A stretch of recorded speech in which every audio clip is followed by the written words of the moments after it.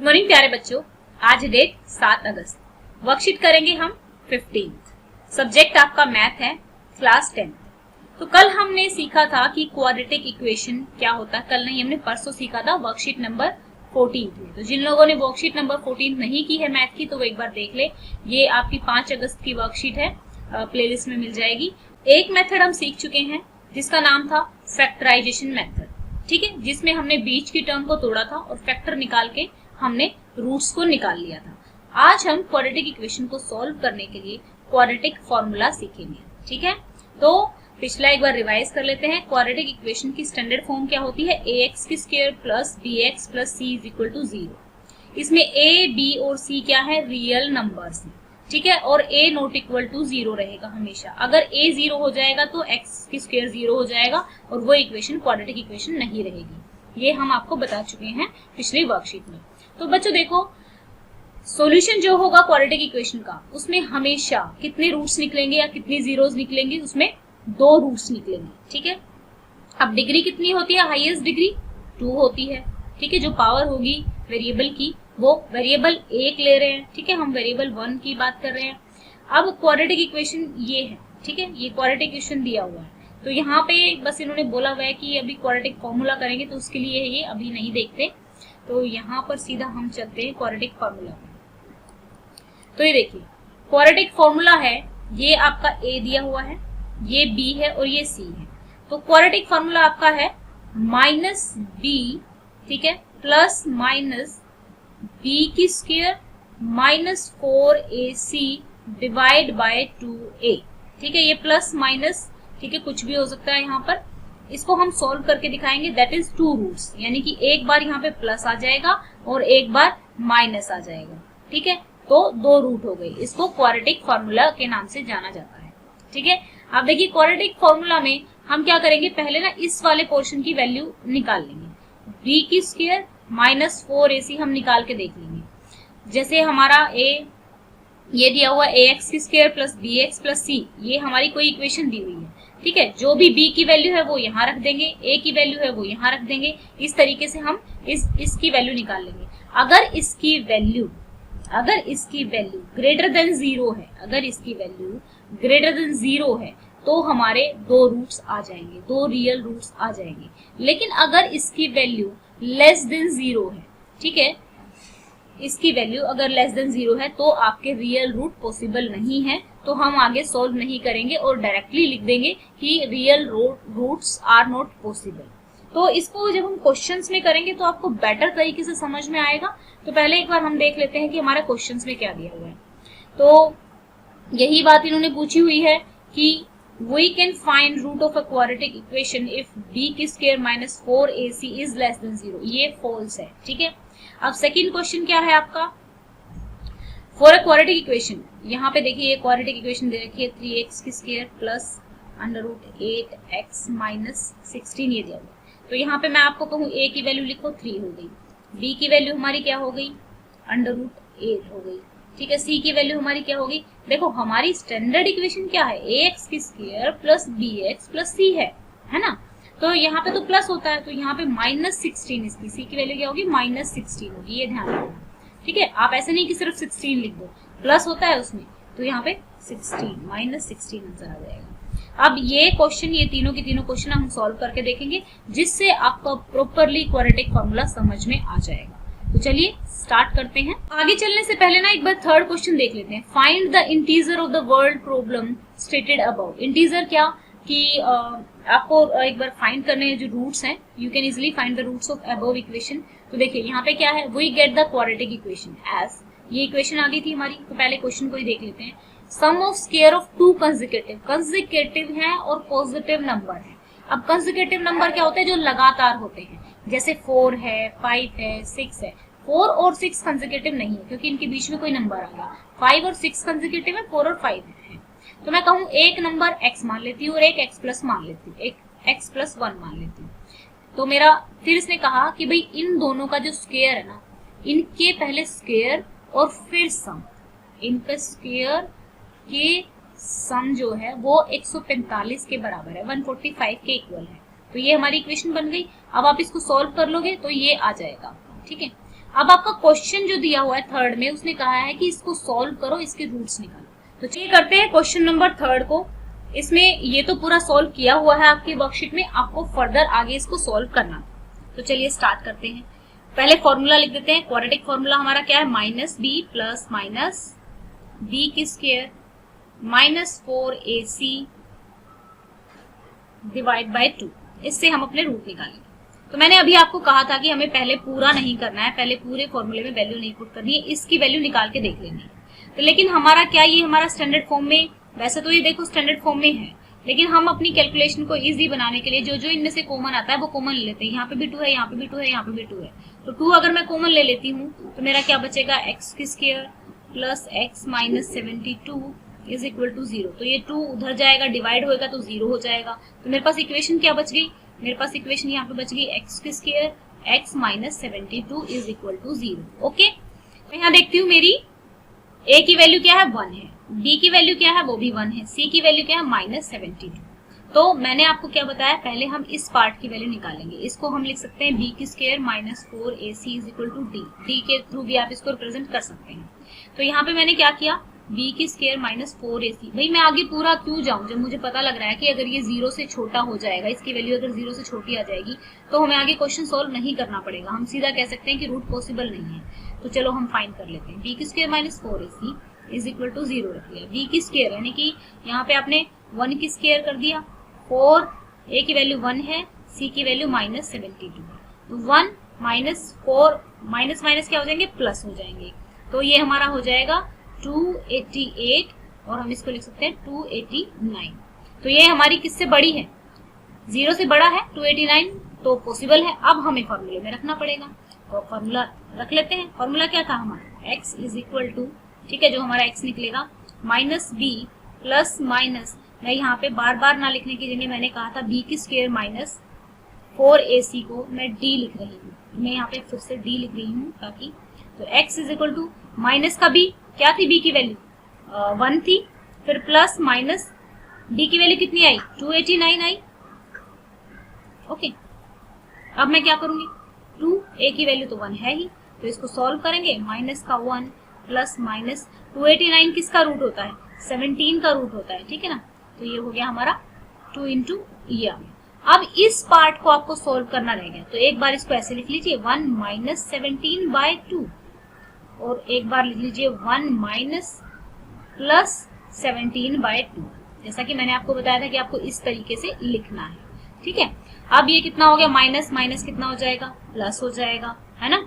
तो प्लस कितना हो गया, ये हमारा हो गया माइनस का 18 बाय 2, 2 1 2, ये आ गया 9। ओके, ये 16 आ गया, ये प्लस का आएगा क्योंकि साइन बड़े वाले का है, 2 8 16। तो हमारा कितना आ गया 8 और माइनस का 9, हमारे क्या आ गए, इसके रूट्स आ गए। तो ये अब आप क्वेश्चन नंबर 3 में लिख देना, और ये आपका पूरा क्वेश्चन आपका हो गया है, ठीक है।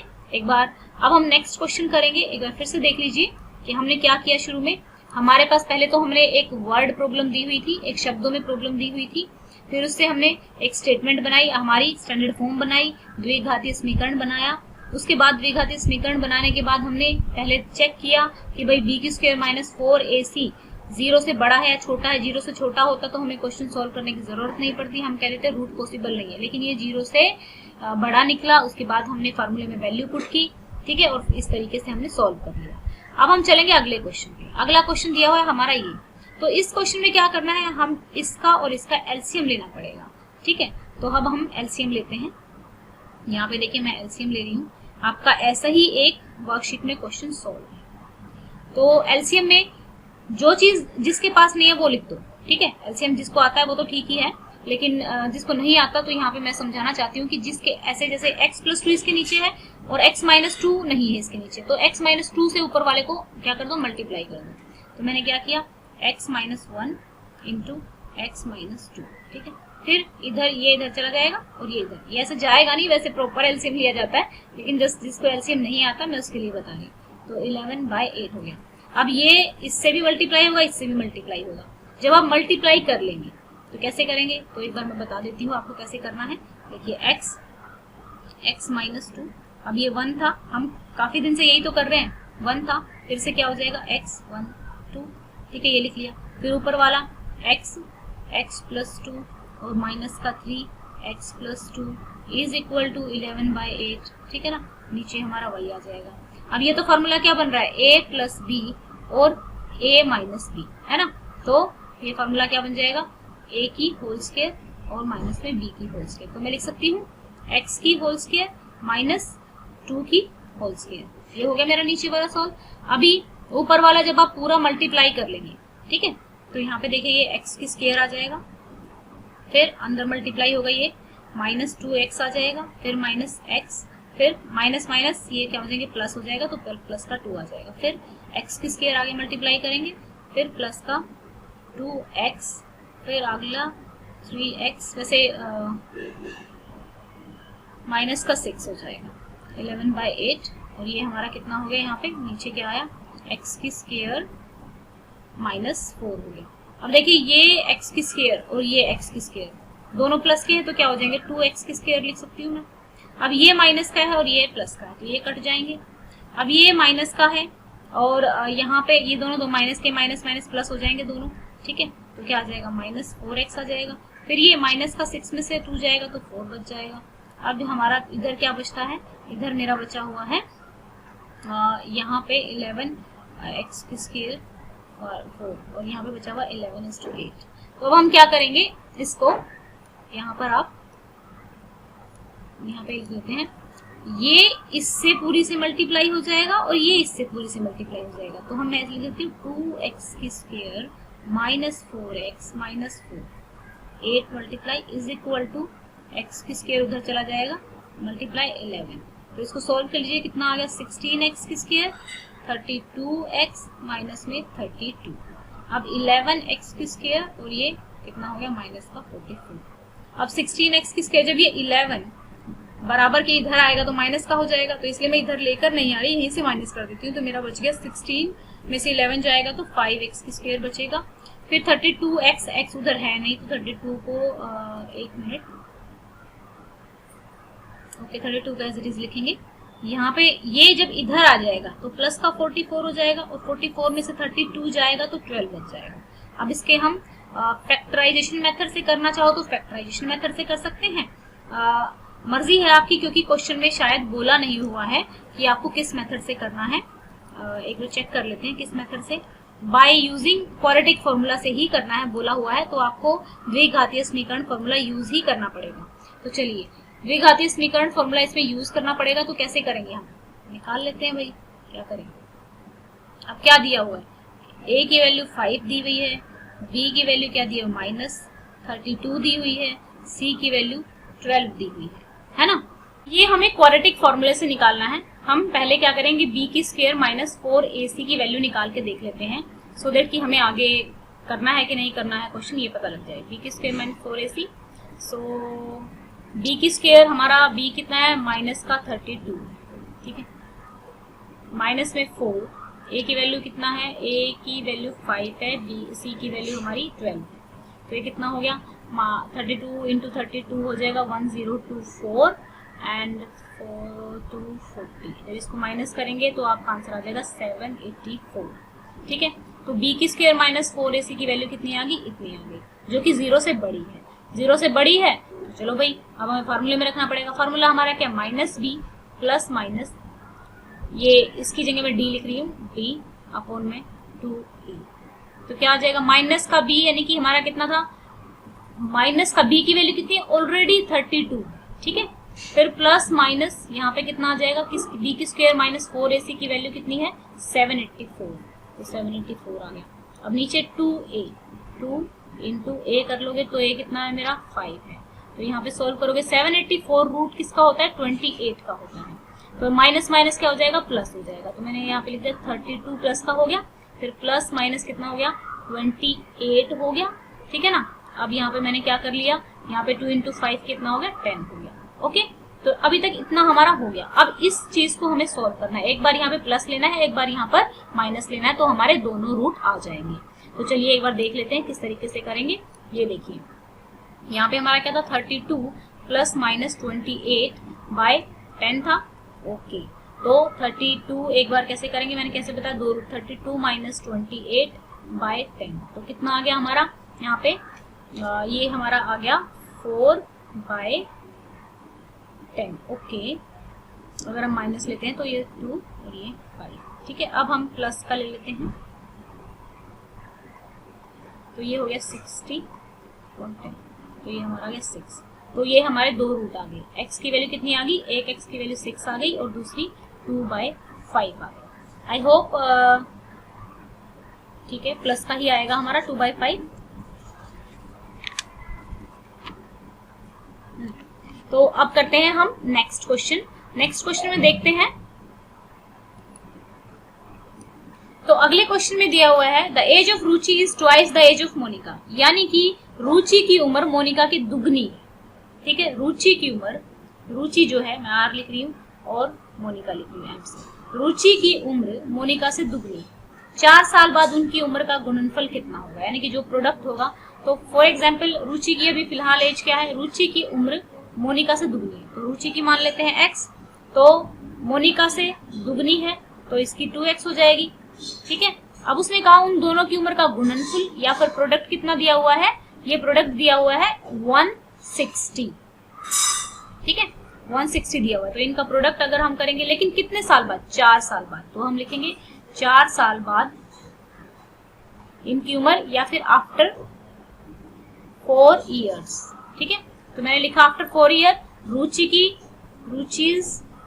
एज कितनी हो जाएगी, कितनी हो जाएगी रुचि, 2x + 4 हो जाएगी, और मोनिका की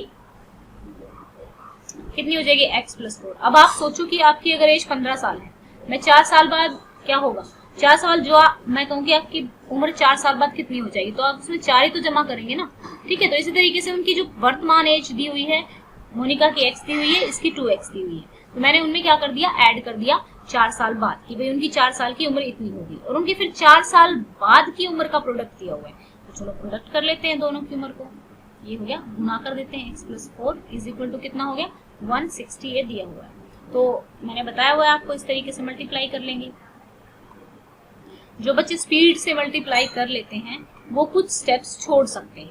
ठीक है, ये मेरा 2x² हो गया, यहाँ पे अंदर जाएगा तो 8x हो जाएगा, फिर ये 4x हो जाएगा, अंदर जाएगा तो फिर ये कितना हो जाएगा, 16 हो जाएगा, ये मेरा हो गया 160। ठीक है, ये हमारा कितना आ गया, 2x² + 12x + 16 = 160। तो अब इसको कैसे सॉल्व करेंगे, हमारी इक्वेशन आ गई ये वाली, इतनी इक्वेशन आ गई है हमारी, तो इसको कैसे सॉल्व करोगे आप, स्प्लिट द मिडिल टर्म से सॉल्व कर सकते हो। अभी हमारी स्टैंडर्ड फॉर्म में ये इक्वेशन नहीं आई है, तो ये हमारा हो गया 12x, और 160 को इधर ले आओ क्योंकि ये प्लस का 16 है, ये 160 माइनस का हो जाएगा। अब माइनस करके देख लो इसमें से कितना आएगा,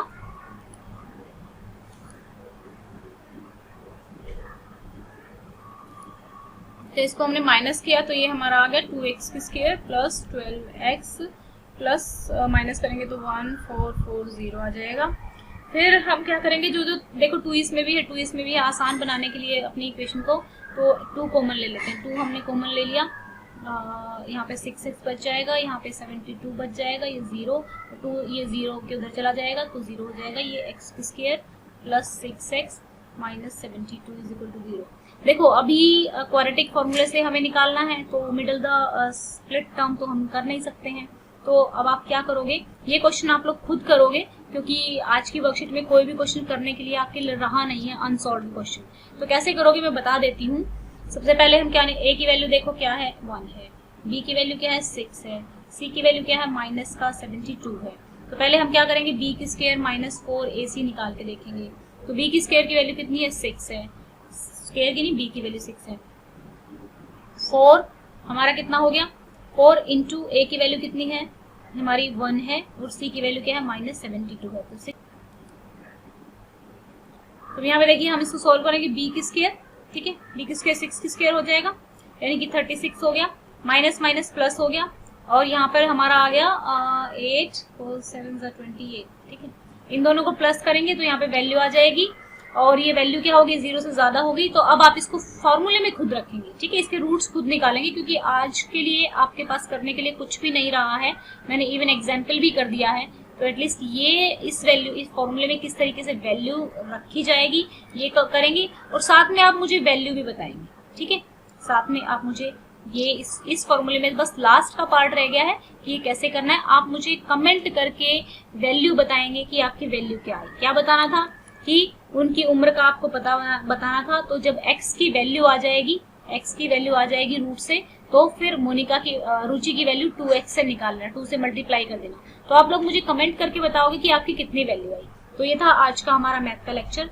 अभी देखिए डे बाय डे आपका मैथ का जो थोड़ा सा स्टैंडर्ड जो है वो बढ़ता जा रहा है, और आपका ये 4th चैप्टर चल रहा है एनसीईआरटी मैथ का। अगर आप प्रैक्टिस करना चाहें तो क्वेश्चन आप अपनी एनसीईआरटी की बुक में से प्रैक्टिस कर सकते हैं। बाकी अगर फिर भी कोई डाउट है तो आप क्वेश्चन कमेंट में पूछ सकते हैं। Thank you, have a nice day, may God bless.